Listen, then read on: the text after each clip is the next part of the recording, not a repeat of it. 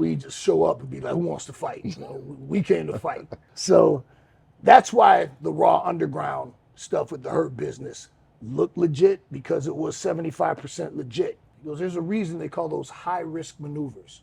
Don't ever let me catch you up there again.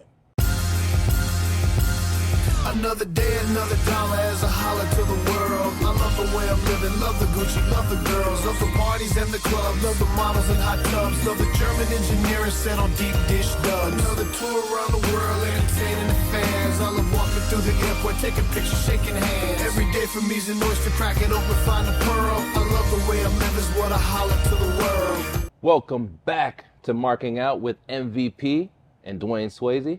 What's up, P? Today's a good day, man. Good day? Yeah. So last episode, I wore a Christopher Cross t-shirt. Mm-hmm. We're going to continue that nerddom Okay. into the world of yacht rock. Once again, shout out to my boys at the Yacht or Yacht podcast. JD Riznar, Hollywood Steve, Hunter Stair, and David B. Lyons. I like those guys. And there's a guy named Alex, I think Alex Prius. He does a podcast called Bad Dan Takes. No. He interviews people about Steely Dan. I've been on there once. And he took a picture in this t-shirt. I had to get one. Now, this is a bootleg, because I don't think that Steely Dan actually made these shirts, but this is a reproduction of the album Asia from Steely Dan, but the release in Japan. Oh. And as you know, we're marks for things Japanese over here. ABC Records. And it's cool because there was a commercial during that time that they did for the album. Now, you don't see commercials for albums. Right. But this is the 70s. And Eartha Kitt does the voiceover. So it's showing like this like kind of Asian forest with like this woman, and they're playing Asia, and you hear that iconic voice, Steely Dan. Enter a world of mystery. So this is the reproduction of the Japanese release Asia album. And I had to have it. It's in my collection. I got about 10 Steely Dan t-shirts. I thought it was pretty bad. Only cool kids rock shit like this. And when I wear this to like, there's a Steely band cover band based here in Houston called Bad Sneakers. That's a Steely Dan song. And I try to make it a point when I go see them play locally to always wear like a Steely Dan t-shirt, you know. And it's not too often I see, sometimes I see like the more common Steely Dan shirts, but some of the bootlegs for like the upper level Steely Dan nerds like me. Like when I wear this shirt, only the cool kids know about this one. Only the coolest of kids. And I got this from Alex from Bad Dan Takes. So yeah, we on that nerd shit today. Yacht rock, musicianship, yeah. Anyway. We're a few days away from the Thanksgiving holiday. Thanksgiving. Yeah, so you see we've got our decorations back here. I noticed that. Also, you're into celebrating the wholesale genocide and slaughter of Native Americans. That is incorrect. I am celebrating being grateful for my family. Oh, okay. And what were the Native Americans grateful for? I have nothing to do with that. Just, all these illegal immigrants came in and stole their land and robbed them and killed them. And, some of them Native Americans should have had some border control. 10-4. America was America before you got here, white man. Welcome to our last episode, guys. Man, I'm just talking about history. No, it's right on. Continue. They do all that Thanksgiving, what I'm grateful for. So, I don't celebrate many holidays. And, people who celebrate Thanksgiving and, the historical context, they don't care about. For them, it's just a matter of family time and being together and sharing and gratefulness. That's me. that MP. And I acknowledge the slaughter and the genocide as well. That's a thing. That really happened. Trail of Tears was real, man. Yeah, that's real. That all happened. The treaties, that's why they say white men speak with forked tongue. Historically, all the treaties that the United States government made with the Native Americans, they broke every single one. Anyway, I don't really do holidays that much because the holidays are all contrived bullshit for the most part, and the value of a holiday is whatever you put into it. The holy day, I don't believe in holiness. I know it's gonna break a lot of hearts out there, but I don't. That's not my bag. Um, but as far as like family time together and being thankful and all that, I don't think that's a pretty cool concept. But you should be thankful all the fucking time. There shouldn't be one day out of the year that you focus on what I'm thankful for. Tis a fact. Yeah, that's my take, and I show my thanks all the time, every day. Thankful for my friends. I constantly telling you how much I appreciate you. Exactly, yeah. My colleagues that I work with, Bobby and Sheldon, and Tony Khan, and I'm thankful for shit every day. I don't need one day to focus on thankfulness, and I don't really have a big family anyway. I've never been like a big family guy, so fan of the show Family Guy, but yeah. So usually when Thanksgiving comes, I'm at the house chilling. Somebody rich might stop by and bring me a plate, or Oh yeah. I might get invited to somebody's house locally, and I'll swing by and eat. And I'll show up for food. Get you some turkey, a little ham, plate of some ham. Nah, I don't eat that swine. No swine, no pork on my fork. Nah, I'll eat some pork. But in all seriousness, I am thankful for all of you that tune in to watch this cast.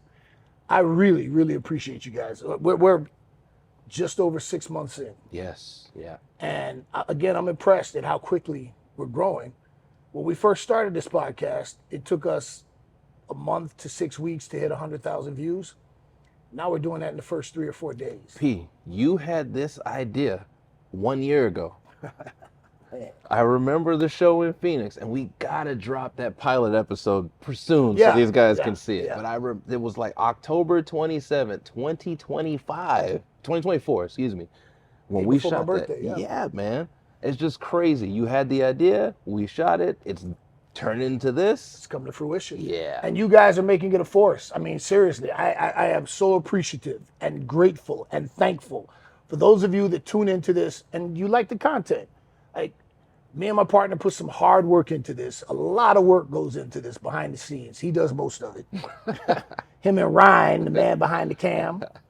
And Rich, I got a team of people working behind the scenes, but Shout out Shaka too. Shaka, yes. Man, I'm grateful for you guys for tuning in, watching, for sharing with your friends, for subscribing, for tuning into for the signing up for the Patreon.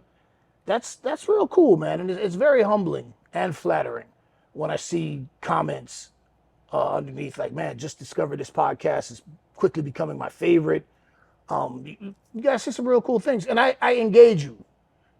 He's always on there responding. It's not a bot, it's actually Dwayne.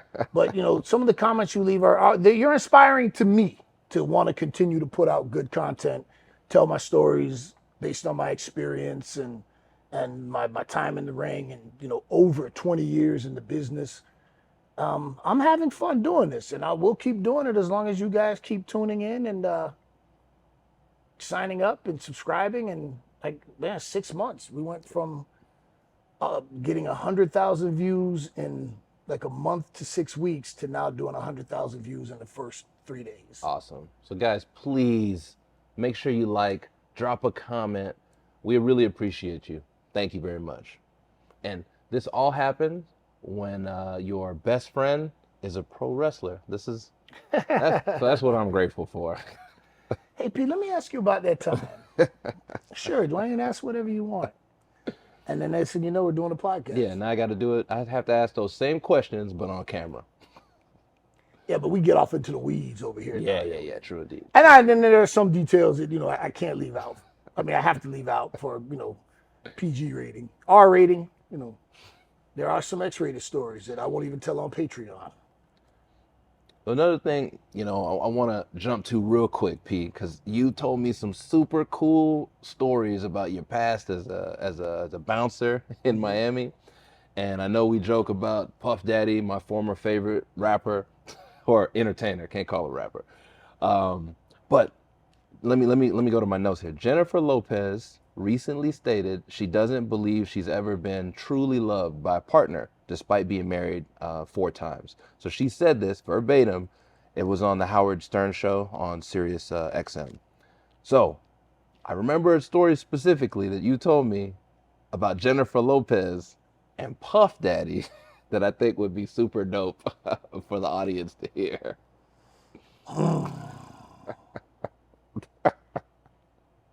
Take that. It has all new meaning now. Oh, yeah, my bad. So the first time I saw Jennifer Lopez on South Beach, I'll never forget, because that shit was a moment etched in my brain. I was working at the living room back there, which was an exclusive high-end club, French doorman, that you got picked to get in. There was no, black people couldn't get in unless they were rich athletes or do somebody. You know, it was that kind of place. And we closed at like 5 a.m. So it had to have been like maybe 5:30 in the morning. And I was married at the time. I was waiting for my wife to come pick me up from work. And I see like a little commotion going down, like quarter of the way down the block. And there's a bunch of people on scooters and shit. Like they rent scooters on South Beach and ride around. And I saw this Spanish chick. And she had on some like Daisy Duke shorts and some high heels. And I saw the legs. First thing I saw was her legs. And I remember just going like, damn, who the fuck is that? And then I saw like people all around her and the other people, and I recognized, oh, that other people is that Puffy guy.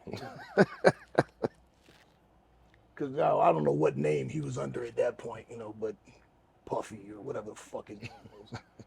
And they're just accessible. Like, I mean, I'm sure probably somebody in the clique had that heat, but they're just on scooters riding around South Beach at 5:30 a.m. hanging out. And that's the first time I saw J.Lo in person, and I was just like, damn. On South Beach, you see a lot of bad women. Right on. But she was a bad woman that stood out in a group of bad women. Them high heels with those denim cutoff shorts and those legs, dude. I was like, damn. And that was like the first time I saw her in person, and I was stunned. Because I remember the fly girls and her, being a dancer and whatnot. In living color. In living color. You can be what you want to be. In living color. 2 circles in a Z-snap. Hated it. Hated it. But one night, so I've told you for a long time, I am not a fan of Puffy Combs, Sean Combs, whatever the fuck his name is. I've never been a fan of his music. Like, he's not a good rapper. And the stuff that he's involved with, like, he put out good music for other people, but to me, he has no talent. His talent is whatever he does behind the scenes, you know. This is my humble opinion. No, right on. I'll never defend him. After seeing that Cassie video, I'm done, but. Yeah. So at a club that I used to run security at back in the day, it was called 320. It was on 320 Lincoln Road. And it's a very popular club at the time. I ran security there. And Diddy rented out the whole club for his birthday party. And I had to meet with his head of security before the party, just so we can go over security issues, you know, who has what passes to get in what section and, And what we did that night was I had my guy Terrence. He was, at the time, it's funny, our relationship, because I was in my late 20s and he was in his early 40s. And he was formerly a Navy SEAL. And he had been around, seen some things, done some things. And he used to, give me some big brother talking to. And we used to laugh, because he used to say, like, yeah, you young guys, you think you got it figured out, man, but you got a lot of learning to do. And we had a really cool relationship. But Terry was like one of my best guys. He knew the game, he understood it, So I told Terry that night, I said, you hit the jackpot. I said, you're assigned to J.Lo. Where she goes, you go. And you just keep me posted, when she moves, let me know you're moving, you know. So I'd hear on my radio periodically, this is Terrence on the move to VIP bathroom. This is Terrence on the move to, you know, balcony, you know. So wherever she was moving, I knew where she was. And Diddy and his bodyguard, I don't know the guy's name, big dude, he seemed cool enough. He comes up, and I'm not exaggerating at all. Diddy looked like he had a lot to drink at this point, and I'm assuming he was probably on some Molly or Coke or something. You know, I'm sure there were some drugs involved. I don't know that for a fact. 10-4. But party environment, you know. And I'm telling you, this dude's like, "Where's Jen? Where's Jen?" And he's like, kind of like tripping, like looking for Jen. And I said, "I'll tell you in 1 second. Terrence, what's your location? Second floor, whatever. Okay, stand by. Stay there." I'm like, "Yeah, I'll take you to her right now." "Yeah, take me to her. And I'm like, "Damn, what's wrong with you, man?" So we go up to where she was with Terrence, and I see her, and he runs to her and starts talking to her, you know. Like checking to see if she's okay? Like he was frantic, man. Like she was out of his sight too long, you know. I don't know what it was, but he was like, Jen. And he was talking to her like he had, I don't know, man. It was a very, I don't know if it was drug induced, you know, but it was a very emotional, and I couldn't hear her because the music's really loud, but I swear her demeanor seemed like calming and soothing. Like, "I'm right here, baby, I'm right here," you know, like, and then after that, like he was calmed down. He was okay then, you know, and they went back, you know, together wherever, and, you know, Terry stayed with her. But I just remember, like, being put off, you know, like, "Damn, dude, she's right. What's wrong with you, man?" You know. But the thing about that night I remember the most was that he rented out the whole club, so the bar was open, and I remember he kept ordering up lemon drop shots, you know, for everybody, like hundreds of lemon drop shots, and at the end of the night, everybody left, and no tip was left for the bar staff. No. True story, Club 320, Diddy's birthday party. Didn't leave a tip. And, you know, I was pretty tight with a lot of the bar staff, and they were like, "What the fuck, man? We busted our asses all fucking night, and dude didn't even leave a fucking tip? Like, what?" And to his people's credit, I'm not going to give him credit for anything, but to his people's credit, it was reported that some weeks later, a check was sent to cover the tip for the bar tab for that evening. And I thought, rapping about all the money he got, man, that's like, dude, you take care of people that, you know, service industry, you take care of those people. Like, I thought that was super corny, man, you know? I always thought he was a corny dude, just in general.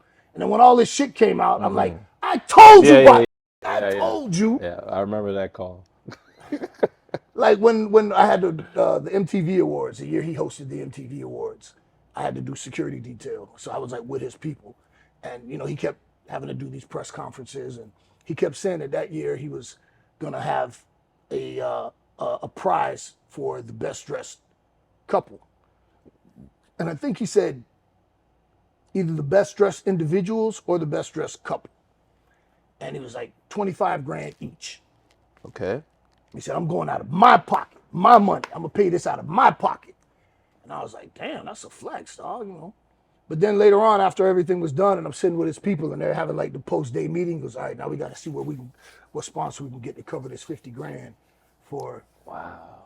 And I was hit with two things, right? At the one point, I'm like, okay, I'm learning game here, right? So you don't put up your own money. You put somebody else's money to cover that, whatever. And if you're who he was at that time, we're talking 2002 or 3 maybe. And the MTV Awards were in South Beach, and he was the host, whatever year that was. So he was a big deal at that time. And I just remember thinking, like, on the one hand, like, you lame, talking about you gonna split out of your, but stressing, you gonna take the money out of your pocket for this. But then the other part was, is that just business though? Is that how you do that? You know, is that, you know, people say all the time what they're gonna do with their money, but it's investors' money, or, you know, so you know, I definitely learned some game there, but I thought, why would you stress, you know, it's in your pocket, you know, like, dog, you rich as fuck, man. That should be nothing to him, especially at that point in time. Yeah, you know, you don't have to say out of my pocket. You could even say, hey man, me and some partners, we got some money together, you know, like I'm cool with that, you know, like who's gonna be mad at you for, you know, but like, you want to flex out of my pocket, you know, like. So I don't know, man. Just a lot of shit with that dude with fucking the shit that went down with Shine in the club. Like he left Shine to rot, man. You know. And J.Lo was with him with that. Yeah, she was there. That's when she quit fucking with him, because she saw shortly after the trajectory of her career, and knowing what I know now about the entertainment industry and having some friends like who've climbed that ladder and made it up there. There's no question in my mind that her people were around her telling her, you got to put some space between you and this. Yeah, it's only a matter of time. Where you're at and where you're going, you can't be in a nightclub with gunplay and this kind of bullshit. You can't be doing that. Well, now we know that it could have been some other stuff going on too, you know. I don't want to touch that though. Yeah, you know. As far as J.Lo feeling like she's never been loved, I know one of her partners came out and said something about like, bitch, I loved you. You cheated on me. Right. You know. And I don't want to harp on that too much, only because I can't tell you how you feel, you know. And if she feels like she's never been truly loved, then that sounds like that's some shit she got to work out with her therapist, you know. Especially if a guy's coming out saying, no, I loved you and you cheated on me. You know, it's love is a crazy emotion, man. You know, when you think love is just a chemical in your brain, at the end of the day, I think that's sad that she feels like she's never truly been loved. But I also believe that there's some narcissism there. You know, she's very full of herself from what I've read and things I've heard. And I don't know, man. Maybe, you know, maybe she truly doesn't feel it. Maybe she loves herself enough for everyone, you know. Like, I can't say, but I'll just say this. Don't ask me no motherfucking J.Lo questions on the show. She don't wrestle. She probably wrestles with regret. So we can get to some wrestling now. Which bumps did you retire to protect your body, and which signature moves did you keep? Can you give one cut and why? Ooh. I never did too many crazy bumps, especially by the time I got to WWE. You know, I had learned enough about the game to, you know, watch my bump card. And it wasn't too often that you saw me taking ridiculous bumps. When I was on the indies trying to come up and make a name for myself, you know, I would do fucking over the top rope through the table shit and superplex off the top of a cage and, you know, crazy shit. But, you know, I had OGs teaching me about your bump card. We've talked about that. I've said many times on these indie shows with 150 people at the VFW hall, don't risk getting seriously hurt, please. For your career, for your safety, do that for yourself. I know you want to get the holy shit chant and you're hoping to get a viral clip. I get it, man, but just take it from somebody who's been around for a long time. I used to do this shit too. Me and my buddy Shane McClain, we'd fucking watch these Japanese videos. We watch fucking Misawa versus Kawada knock his sweat off each other, suplexes on top of the head, and we'd go to our CCW show. We'd be booked against each other, and like, we're doing that spot next year. Oh. Fucking kicking the shit out of each other. I've done it. I get it. I get youthful exuberance. I get it. But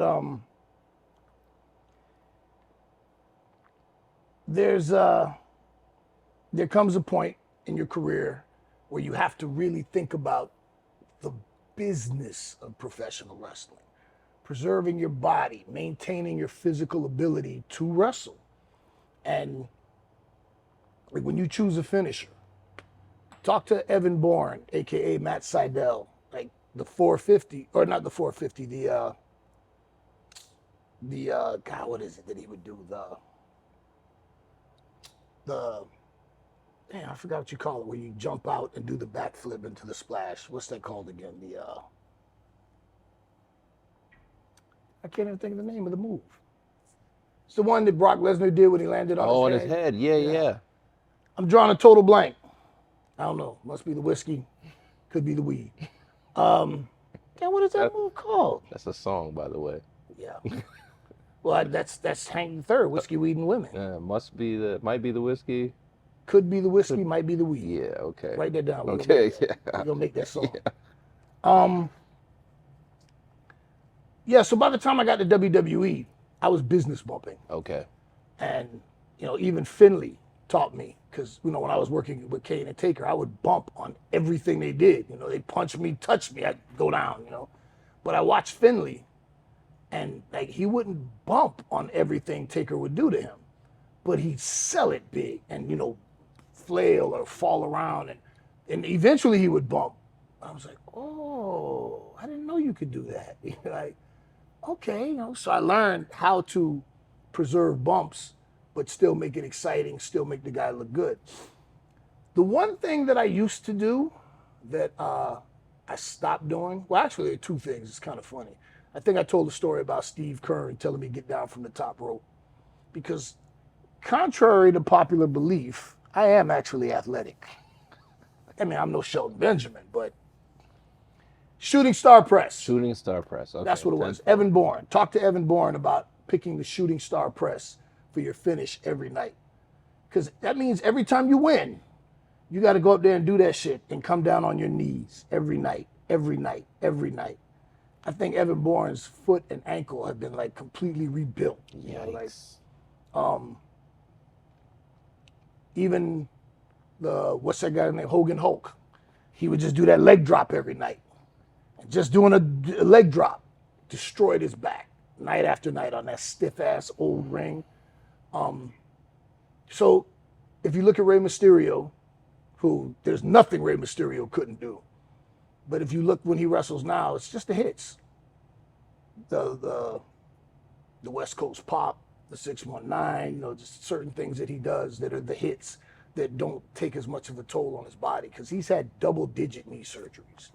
So this is what the OGs used to try to tell me, and what I try to tell the young dudes now.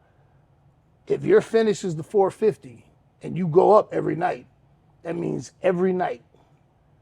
Well, again, the business has changed now, because now you might only be wrestling once a week versus 3-4 nights a week. But your knees are taking that pounding every time you come down.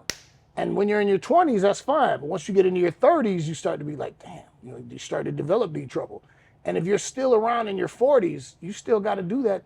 You got to ice them knees, man, So I never did anything crazy. But when I used to go to Steve Kerr in school, I used to drive. I've told a story about driving from Miami to Tampa and training at his school. And one day I climbed up to the top turnbuckle, and I was going to do a moonsault. Because, yes, I used to do moonsaults. When Steve Kerr came out of the office, he goes, hey, what are you doing up there? He goes, get down. I'm like, damn, what the? He goes, come here, kid. We were doing a little match and everything. He goes, come here. And he had taken an interest in me early on. And he said, you want to make money in this business? I said, yeah. Because you want to have a long career? I said, yeah. He goes, there's a reason they call those high-risk maneuvers. Don't ever let me catch you up there again. It's the last time I did a moonsault. Nobody professionally ever saw me do a moonsault. I would do them in practice and training. I'd get up there and hit it. But I ixnayed that shit right then. And I've got more traction out of balling than anything else I could have done. And, it's humbling and flattering that right now, today, as we saw recently, when it's time for the ball and the fans are still with me, that signature move, they know it.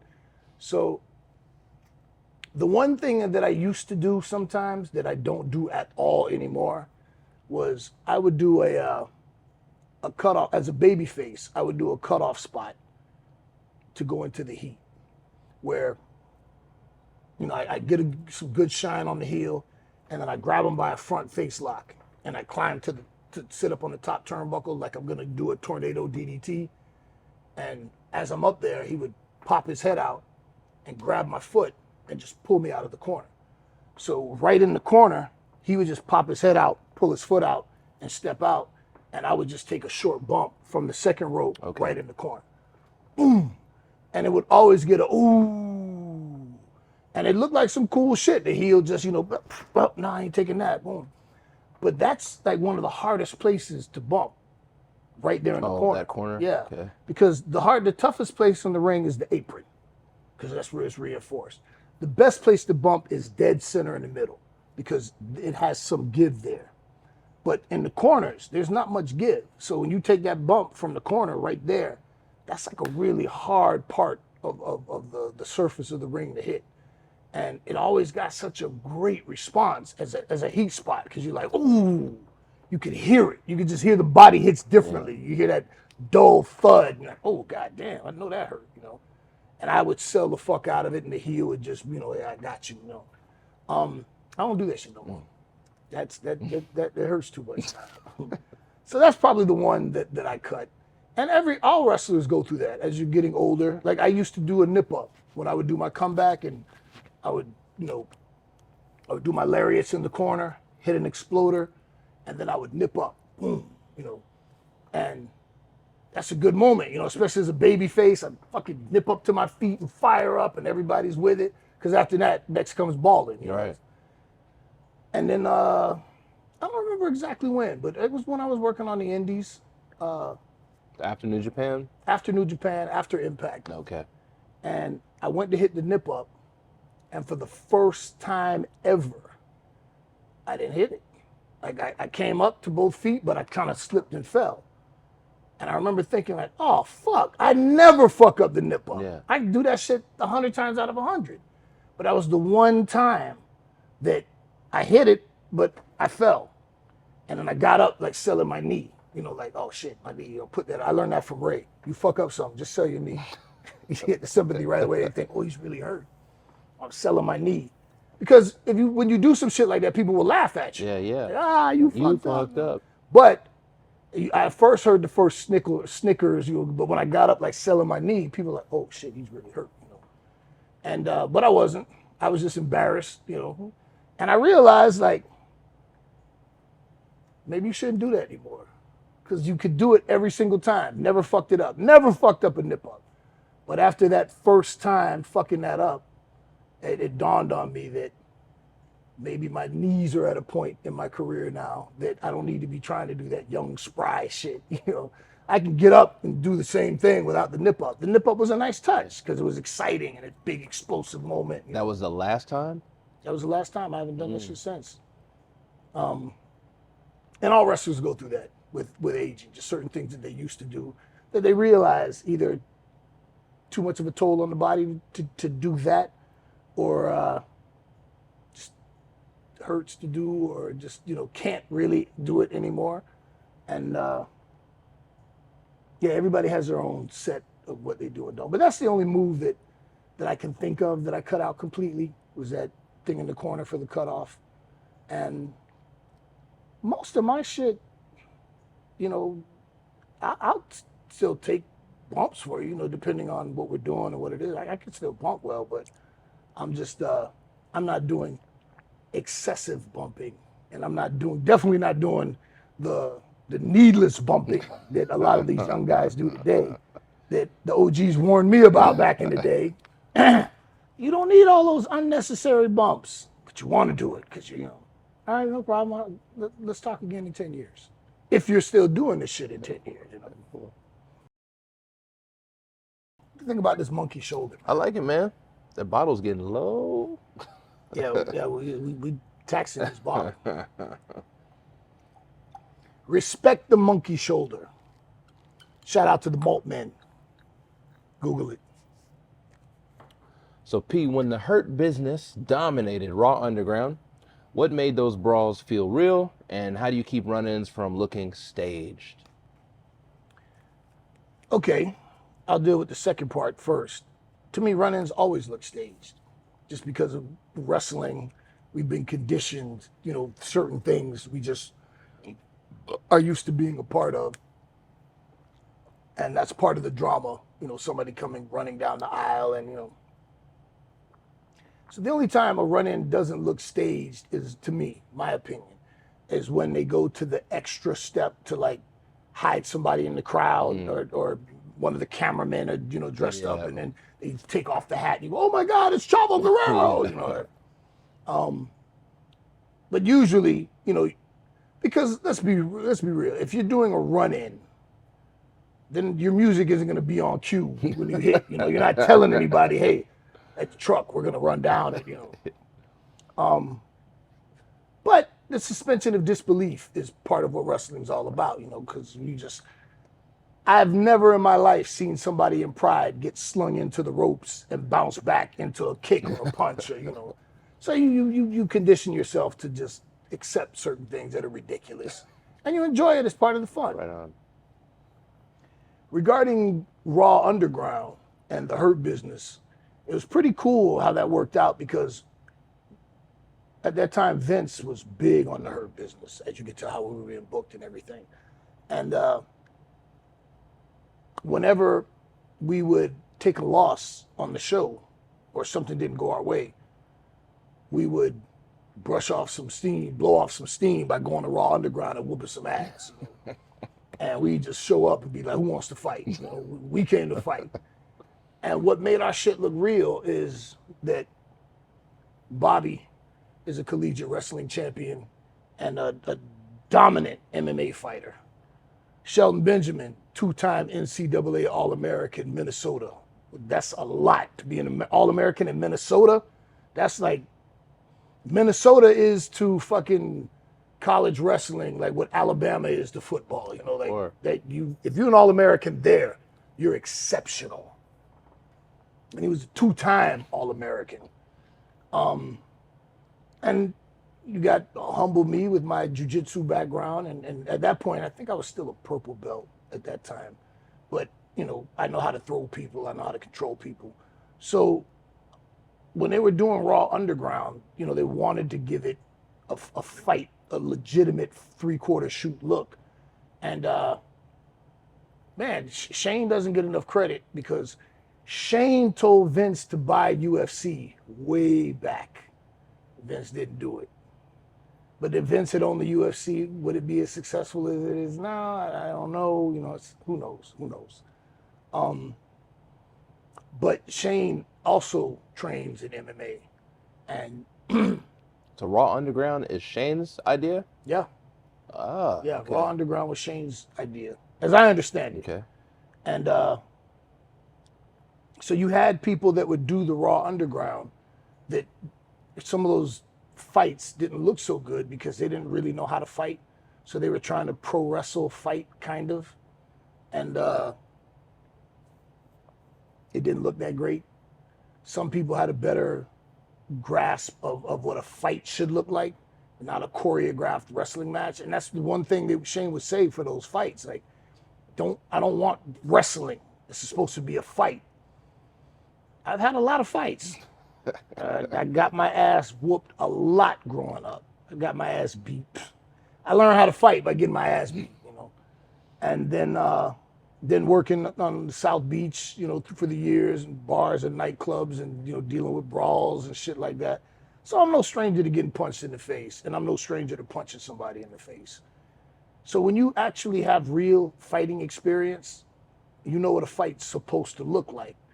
And that's one of the things that I say that kind of hurts professional wrestling in this day and age. A lot of the people now that are professional wrestlers never had a fight. I say, you know, I use The Miz as an example. Tremendously talented guy, great guy, got no shade for Miz, nothing bad to say that dude is a stand-up guy, nothing but respect for Miz. But he'll tell you out of his own mouth, he's never thrown a punch in anger in his life. He's never been in an actual fight, which blows my mind. You know, like, damn, that's crazy. You, with your big mouth and your unaware of social space and shit, you lucky you grew up in Parma. I wasn't afforded that luxury. You know, I've seen dudes get shot for stepping on a shoe, you know. So when you take the fact that me, Bobby, and Shelton have legitimate grappling and combat experience, it makes things a little different because when we would go to set up what our fights would be, we would tell the guys, do whatever you want to do. Just know I'm going to throw the fuck out of you, or I'm going to take you down hard, or, you know. And we wouldn't really like choreograph the fight, except if, you know, we were saying, hey, you jump, you know, you run in first and then you run in. And like, what are you gonna do? I don't know. It depends on how you come at me, you know. So like, I was using a lot of legit judo throws and sweeps and actual control techniques.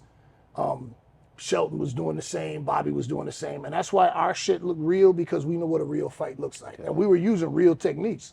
We were telling guys, "Come at me," and we gonna go at it. I remember one. You're like in a white suit, I think, or one of you guys. I think you're in a Yeah, white suit. yeah, I had a white suit. Yeah, that was like. I remember being at the TV like, are they trying to get fired? Like this looks like this. Is this real?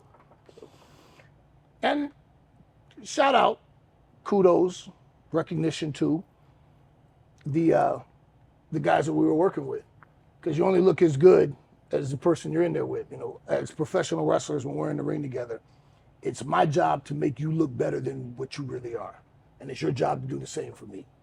So the guys who we were in there working with were giving their bodies to us and trusting us to toss them, to throw them, to ragdoll them, you know, to lay it in a little heavy, you know. And was that just a wrestling ring? Just with, it was a wrestling ring with no ropes. With no ropes. Okay. As Josh Barnett, good friend of mine, will tell you, WWE stole Bloodsport and put it on TV and called it Raw Underground. 10-4. Josh wasn't too happy about that, you know. But I mean, Bloodsport was first. You know? But like we always say in the wrestling business, whoever gets it on TV first. It might be your move, but if I do it on TV first, it's mine now. So that's why the Raw Underground stuff with the Hurt Business looked legit, because it was 75% legit. Okay. And I remember somebody talking about when I was going at it with Cedric, they were saying that you could tell, like, damn, he's like really ragdolling him, like really. And I was just using jujitsu like control stuff, you know, like judo throws and jujitsu controls. And I mean, Seth was working with me, but he was also like, you know, fighting. And again, when you got somebody who understands what a fight is supposed to look like, and not just, okay, this is pro wrestling, block, punch, you know, it's a struggle. It's not supposed to be pretty. It's not supposed to be clean, you know. We were really fucking throwing guys around and using our legitimate skills to handle people. And again, the guys were trusting us with their bodies and willing to take a little extra punishment, you know, just because, hey, we're making it look good for TV, brother. Lay that shit in, you know. No hard feelings. Right on. And we're not hurting anybody, but, you know, afterwards, like, man, you okay, man? I caught you. Then, no, that's good, man, you know. That's why they looked so real, because it came from a place of experienced authenticity. We've done it again. Again? It's all over, man. It's almost turkey time. A few more days. Gobble, gobble, gobble. Well, I will say this.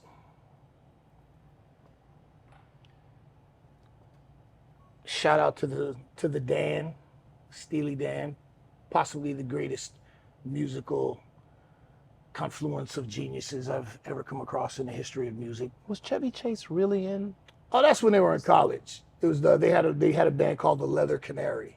Oh, and okay. He was the drummer for them. So they weren't Steely Dan yet. Okay. They were an early rendition of what they would later become. 10-4. And yes, Chevy Chase played drums for the Leather Canary. See, I do study. I look some stuff up. See, that's a real nerd shit right there. That's where you really get into the Steely Dan iceberg. And see, I knew that shit too. See what I'm saying? 10-4. I've like read like 4 Steely Dan books, man. I'm a nerd, man. I'm a nerd. Anyway, showing love to the Dan today. Monkey shoulder. And like, comment, subscribe, share.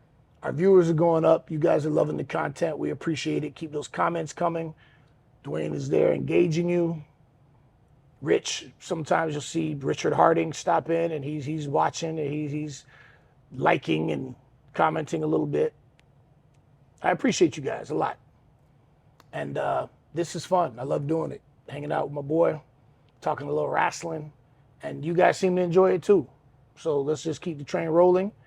I think it's time to listen to a little Jupiter jazz. And take us out of here. See you, Space Cowboy. I just lay back in something new. Whiskey 21 and over, low ball. Make it too neat, Dizzer from Harlem. Yeah, I'm from Houston, off of Fondren. Mike Mazan and real world flow. Plant these seeds in the streets and in weeks, watch it blossom. Dark night, riding on chrome, swinging through Gotham. It's me and P, repaving these roads.